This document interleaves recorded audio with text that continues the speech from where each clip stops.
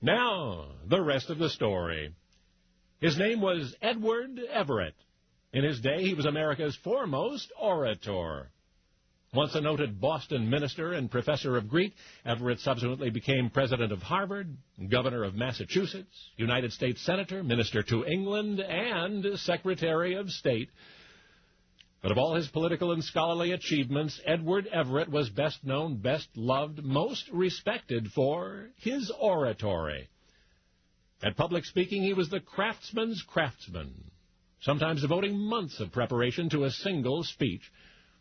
He might on the most ordinary occasion speak 100 pages of material, yet there is no record of his ever having referred to the prompting of a single written word. And more than his words were memorized. Every emphasis, every pause, every gesture was well rehearsed, dependable, flawless.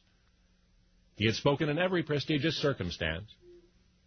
So in many ways, the oration he was scheduled to give in Pennsylvania on October 23 would be just one more. When first invited, he replied, impossible. Adequate preparation would require much more time, so organizers of the dedicatory ceremony postponed the function for nearly a month. When the last date was set, and Everett arrived in town, pandemonium. A superstar was in their midst. A number of news sources kept him abreast of current events so that references in his speech would be accurate to the moment. And up to that moment, he was revising his remarks, scrupulously editing, juxtaposing paragraphs. Tirelessly, he rehearsed, timing his delivery to accommodate the anticipated 2 hours. And then all was in readiness. When he rose to the platform, a deafening eruption of applause. As he began and throughout his oration, reverent silence. His mind and utterance moved deftly from thought to thought, each sentence perfectly balanced. His white hair, his erect form, his becoming attire, his graceful pose, his faultless gesticulation, his poise, his self-control, his clear voice, his knowledge, his precision, his sheer oratorical power, all of these combined to weave a spell about the audience, to mesmerize them, to embrace them, and then it was over. 1 hour and 57 totally memorized minutes. The ovation was tremendous.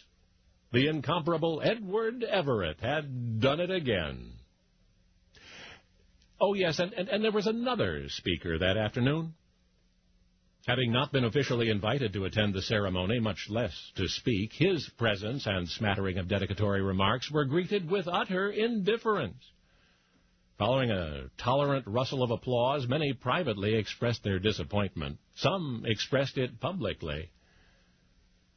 In fact, the second-string speaker knew that he had failed, that he had been outclassed by Edward Everett's stunning oratory on that Thursday afternoon so long ago.